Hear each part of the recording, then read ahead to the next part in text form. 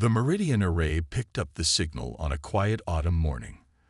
Dr. Sarah Chen stood frozen before her monitoring station at the SETI complex in Chile, her coffee forgotten as she stared at the unmistakable pattern pulsing across her screen.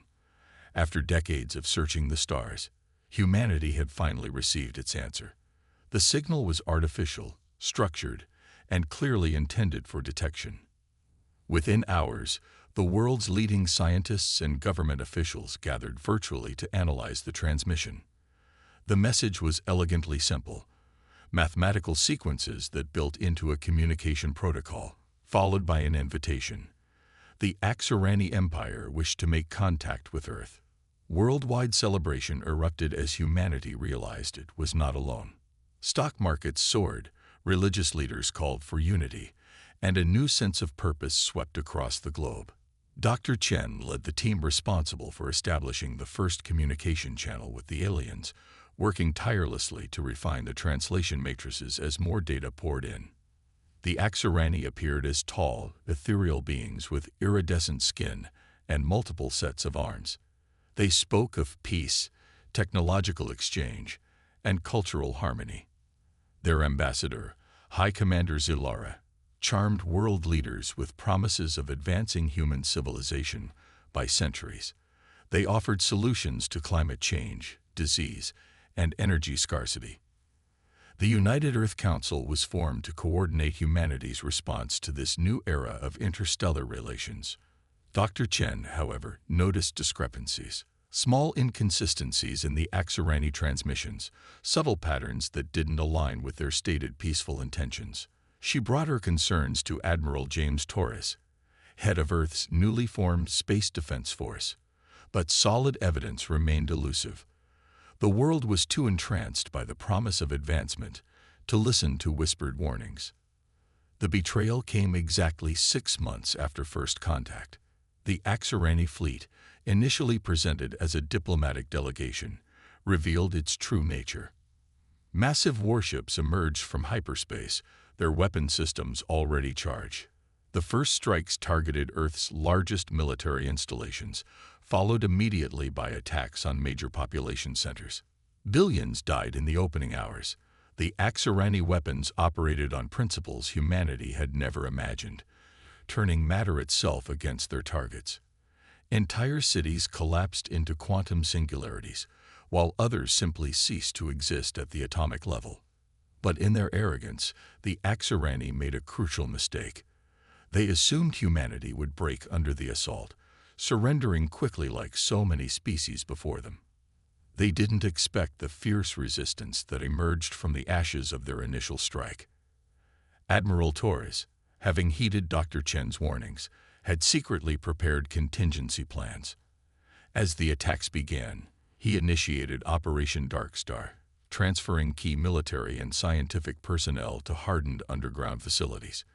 Dr. Chen found herself rushed to a vast complex beneath the Rockies, where she would make the discovery that would change everything. In the chaos of the evacuation, she had managed to save crucial data about the HFY weapons. As she analyzed the information in her new underground laboratory, she discovered something extraordinary. The HFY's quantum weaponry operated on principles that, while advanced, weren't entirely alien to human understanding. In fact, their technology relied on assumptions about physics that human theoretical work had already begun to challenge. The HFY believed they had perfected their understanding of the universe. This certainty was their weakness. They had stopped pushing boundaries, stopped questioning their own knowledge. Humanity, with its constant drive to explore and challenge accepted theories, had inadvertently developed theoretical frameworks that could potentially surpass HFY technology. Admiral Torres gathered the remaining military leadership in the underground command center. "They think they've won," he said, studying the tactical displays showing HFY ships methodically destroying human infrastructure. "They think they understand us, understand what we're capable of. That's their first mistake." Dr. Chen stepped forward, her holographic presentation showing her preliminary findings. "Their weapons manipulate quantum fields in ways they believe are absolute," she explained. But our research into quantum entanglement and field theory suggests their understanding is incomplete. We can't match their technology directly, but we might be able to do something they consider impossible. As the Axorani celebrated their apparent victory above, humanity began its real work below. In hidden facilities across the globe, survivors began laying the groundwork for a resistance unlike anything the galaxy had ever seen. The human spirit, tempered by betrayal and hardened by loss, prepared to demonstrate why it should never be underestimated. The war for Earth's survival had begun, and humanity's greatest strength, its ability to adapt, innovate, and overcome, was about to be tested against the galaxy's most powerful empire. 6 months after the initial invasion, humanity's underground resistance had transformed from a scattered survival effort into a coordinated global network. The vast complex beneath the Rockies, now designated as Haven Prime, had become the heart of Earth's scientific renaissance. Dr. Chen's breakthrough came during a sleepless night of quantum calculations. She discovered that the Axorani's weapons, while incredibly advanced, created minute vulnerabilities in spacetime. These fluctuations were barely detectable, but they offered a chance for counteraction. The revelation sparked Project Prometheus, humanity's ambitious plan to turn the enemy's strength into their weakness. Meanwhile, Admiral Torres had established a sophisticated guerrilla network. Survivors operated in small, independent cells, using Earth's deep oceans and abandoned mine systems to stay hidden from Axorani sensors. The aliens' overconfidence worked in humanity's favor. They'd never thought to look deeper than the surface ruins of the cities they'd destroyed. Deep within Haven Prime, a new technology emerged. Dr. Chen and her team developed what they called quantum neural interfaces, devices that allowed human minds to directly interpret and manipulate quantum fields. The process was dangerous, demanding, but it offered something the Axorani had never conceived: the ability to intuitively understand and influence the fabric of reality itself. The human brain, Dr. Chen explained to the Resistance leadership, is still largely a mystery. Our consciousness affects quantum states in ways we're only beginning to understand.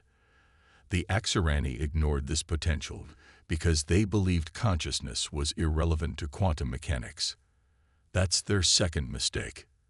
The first successful test of the quantum neural interface came at a terrible price. Lieutenant Maya Patel, a brilliant young pilot, volunteered for the initial trial. As the interface activated, her mind expanded into quantum space. She screamed for 6 minutes straight, but when she recovered, she could see things no human ever had. She could perceive the quantum structure of reality itself. It's like Maya struggled to find the words, like seeing the code behind the universe. Their weapons, their ships, they're all just patterns. Complex, but not unbeatable. The breakthrough led to the first major victory against the Axorani. An alien outpost near the ruins of Sydney became the target. Maya, leading the small team of interface-equipped soldiers, approached under cover of a massive storm. The Axorani's quantum sensors, designed to detect conventional energy signatures, missed them completely. The attack was swift and decisive. Maya's team used their neural interfaces to disrupt the quantum fields maintaining the outpost's defensive shields. The Axorani, unable to comprehend how their primitive enemies had managed such a feat, were overwhelmed. For the first time since the invasion, an alien facility fell to human hands. The victory, while small, changed everything. Analysis of captured Axorani technology confirmed Dr. Chen's theories and provided crucial data for improving the neural interfaces. More importantly, it showed that the aliens could be beaten. Admiral Torres seized the momentum. "We're not just fighting for survival anymore," he announced to the Resistance Council. "We're fighting to show them why humanity should never have been underestimated." The underground factories, powered by geothermal energy and hidden from Axorani detection, began mass-producing neural interfaces.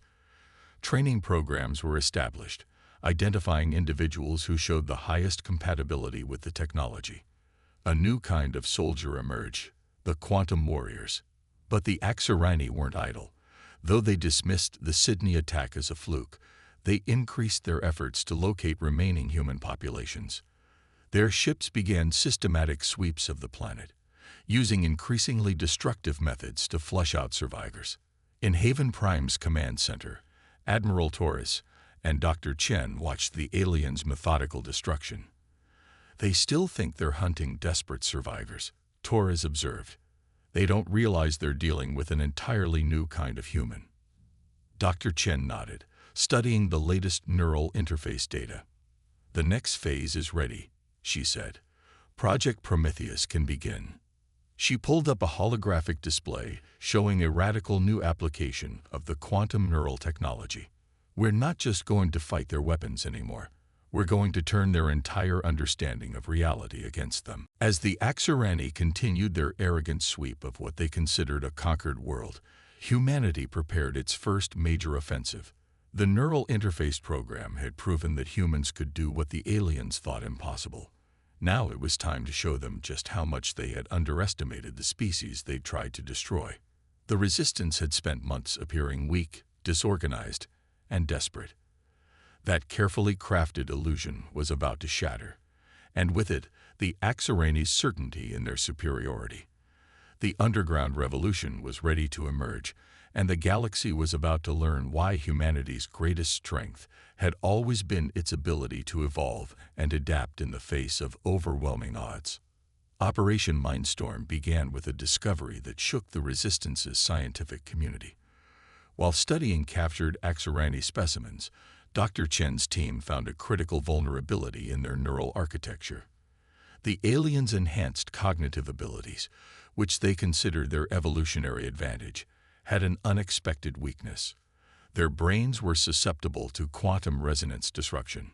Lieutenant Maya Patel, now leading the Quantum Warrior program, worked closely with Dr. Chen to develop a revolutionary weapon. "Their consciousness exists partially in quantum space," Maya explained, her neural interface humming softly. "They've evolved to process reality on multiple dimensional levels simultaneously, but that connection can be turned against them." The plan was audacious. Using modified neural interfaces, human operators could generate quantum field disruptions that directly affected Axarani consciousness. In simple terms, they could wage warfare on the psychological plane, turning the aliens' advanced minds into a vulnerability. Admiral Torres committed everything to Operation Mindstorm, while the Axarani continued their methodical conquest of Earth's surface. Human resistance cells worldwide prepared for synchronized attacks.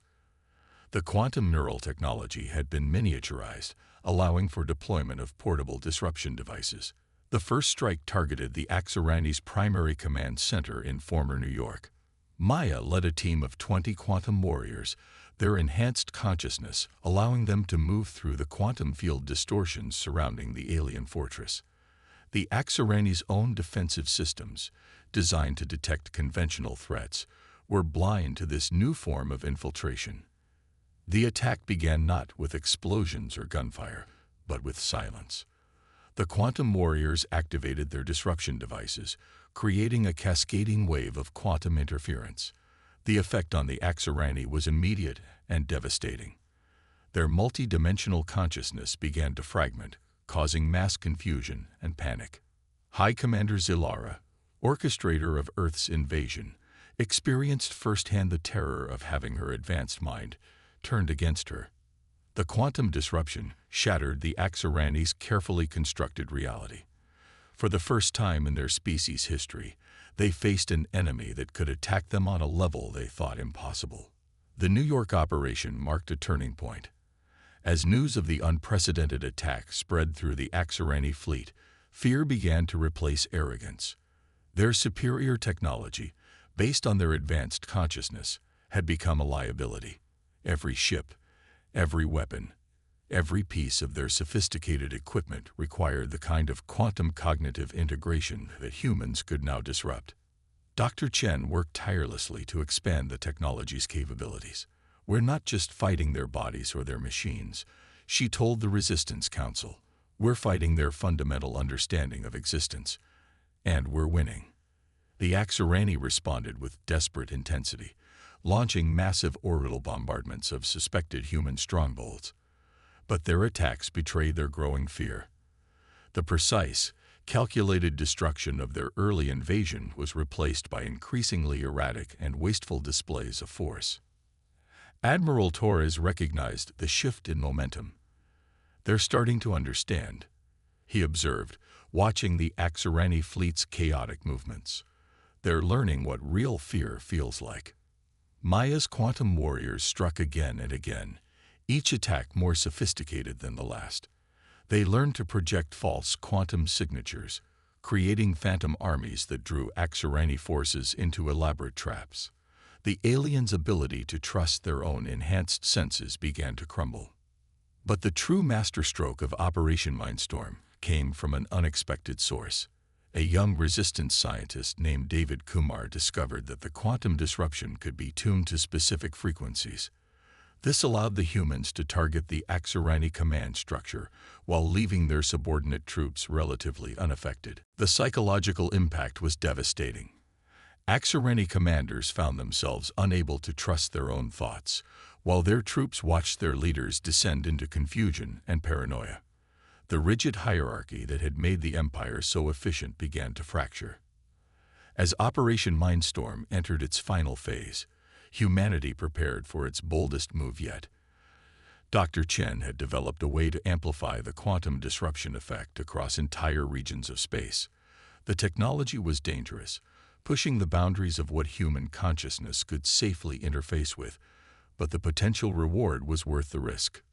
Maya stood before her expanded team of quantum warriors, now numbering in the hundreds. They thought they knew everything about consciousness, about reality itself. She addressed them. They never imagined that their greatest defeat would come not from matching their technology, but from transcending it.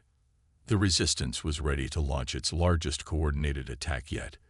The Axarani Empire, for the first time in its history, faced an enemy that could strike at the very foundation of their perceived superiority. As humanity prepared to take the offensive to space, the true scope of Operation Mindstorm was about to be revealed. The war was no longer just about survival. It had evolved into a battle for the very nature of consciousness and reality itself. And humanity, with its unique ability to adapt and transcend limitations, was proving to be a far more formidable enemy than the Axarani had ever imagined possible. The success of Operation Mindstorm laid the groundwork for humanity's most ambitious strategy yet. Project Eclipse, as Admiral Torres named it, would exploit the growing paranoia within the Axarani Empire to shatter their unity completely. Dr. Chen's latest breakthrough made it possible to not just disrupt Axarani consciousness, but to subtly influence it. Their hierarchical structure is based on quantum telepathic bonds, Dr. Chen explained to the War Council. "We can't break these bonds entirely, but we can introduce subtle distortions, plant seeds of doubt that will grow on their own." Maya Patel and her elite quantum warriors began the operation by targeting key Axarani command ships.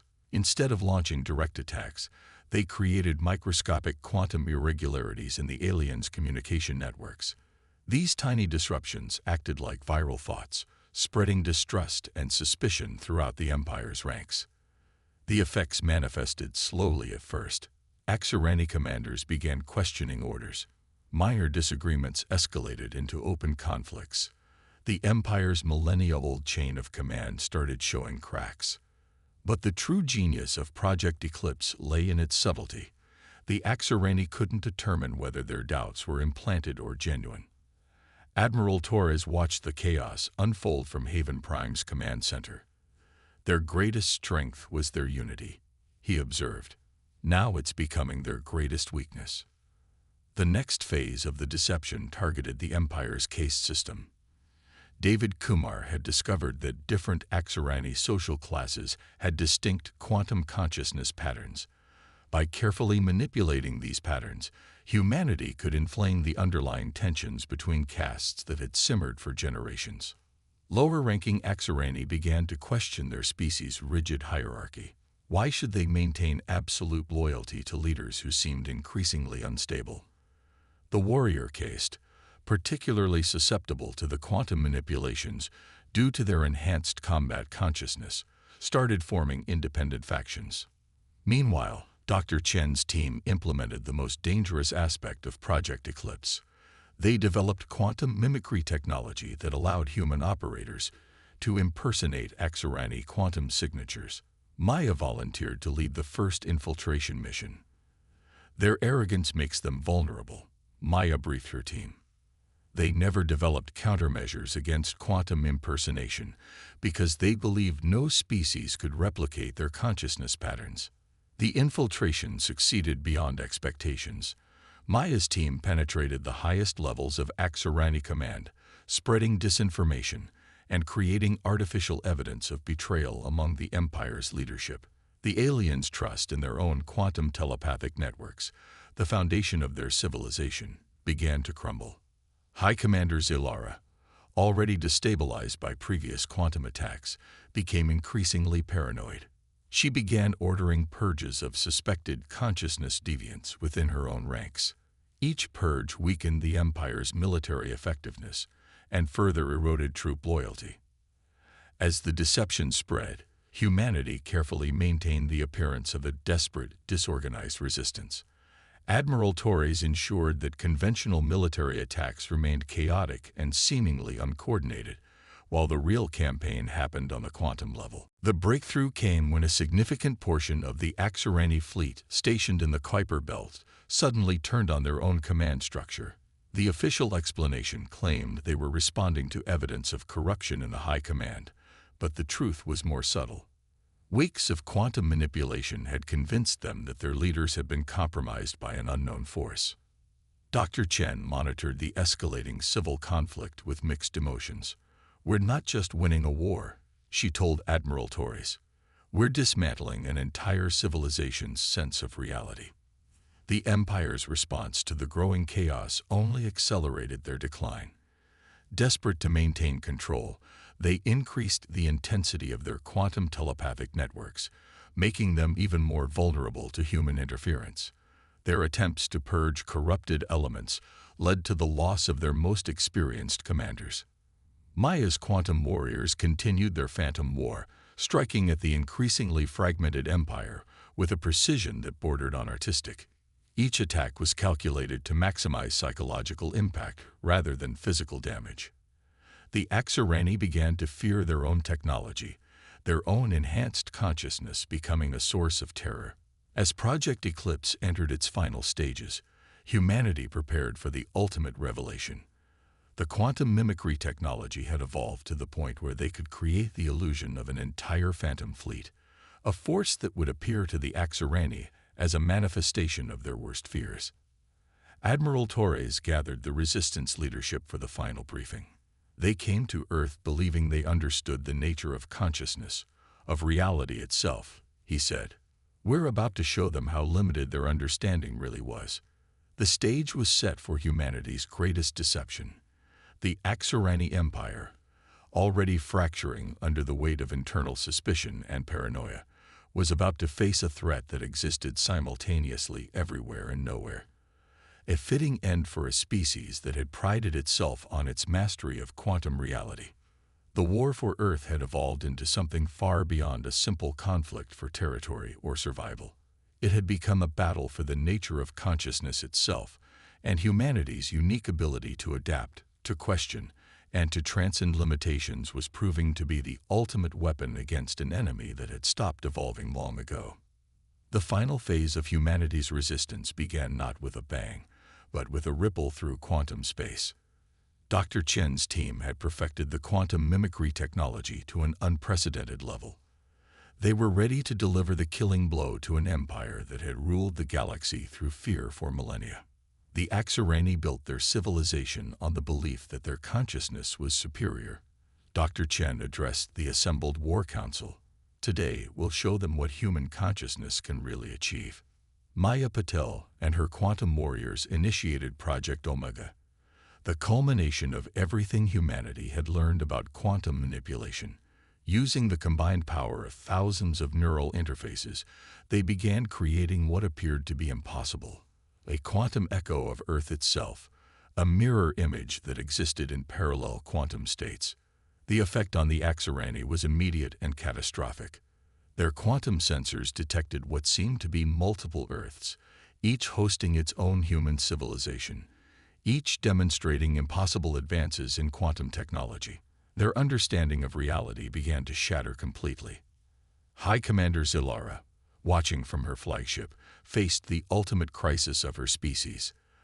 The quantum telepathic network that bound the Empire together was overwhelmed by conflicting signals. Reality itself seemed to be rebelling against Axorani control. Admiral Torres seized the moment of confusion to launch humanity's coordinated counterattack.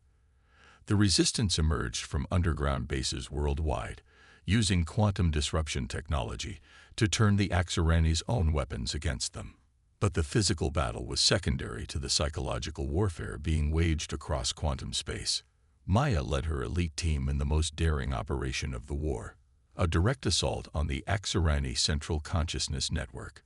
Using the quantum mimicry technology, they appeared to the aliens as gods of their own mythology, ancient beings of pure quantum energy that the Axorani had once worshipped before their technological ascension. Their empire is built on the assumption that they reached the pinnacle of evolution.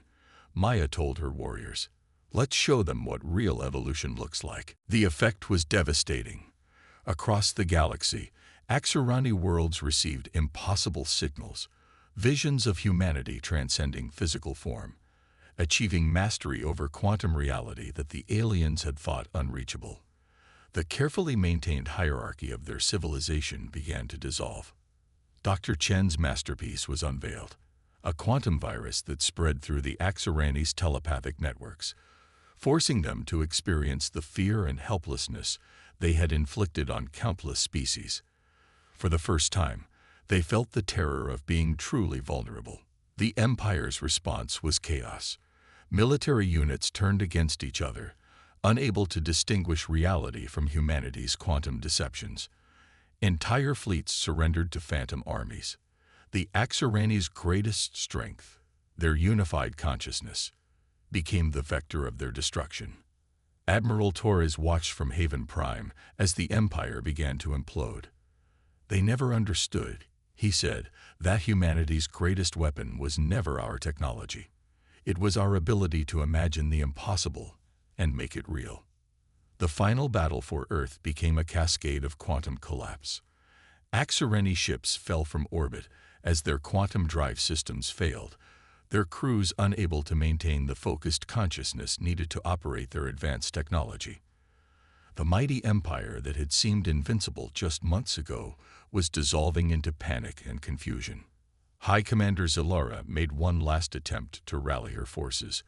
She broadcast a desperate message across all quantum frequencies, trying to restore order. But her words were lost in the chaos of collapsed quantum fields and shattered consciousness networks. Maya and her quantum warriors pressed their advantage, pushing deeper into the heart of Axorani space. They found not just an empire in decline, but a species facing an existential crisis. The Axorani had defined themselves by their mastery of quantum reality, and humanity had shown that mastery to be an illusion. The end came swiftly. Across the galaxy, Axorani worlds began broadcasting surrender signals. The empire that had stood for thousands of years collapsed in a matter of weeks. But humanity, tempered by near extinction and transformed by adversity, chose a path different from their former oppressors. Dr. Chen proposed a radical solution, using the quantum neural interfaces to help the Axorani rebuild their consciousness in a new way, free from the rigid hierarchies that had led to their downfall. "We can show them a different path," she argued, "one where consciousness evolves through cooperation, not dominance." Admiral Torres agreed. Earth emerged from the war not just as a victor, but as a guide for a new era of galactic civilization. The quantum warriors became teachers, helping other species understand the true potential of consciousness and reality. Maya, standing on the observation deck of the former Axorani flagship, now repurposed as a center for quantum consciousness research, reflected on how far humanity had come. "They thought they were gods," she said, watching the quantum fields shimmer around Earth. We showed them they were just early pioneers on a path that has no end. The galaxy entered a new age. The fall of the HFY Empire marked not just the end of an era of oppression, but the beginning of something unprecedented. A civilization built on the understanding that consciousness, reality, and evolution were infinite in their potential. And humanity, having faced extinction and emerged stronger, stood ready to lead the way into this uncertain but promising future. The war that began with an attempt to subjugate Earth had ended by liberating the galaxy. Humanity had proven that their greatest strength was not in weapons or technology, but in their limitless capacity to adapt, to imagine, and to transcend their own limitations. The stars, once symbols of alien oppression, now beckoned with infinite possibilities.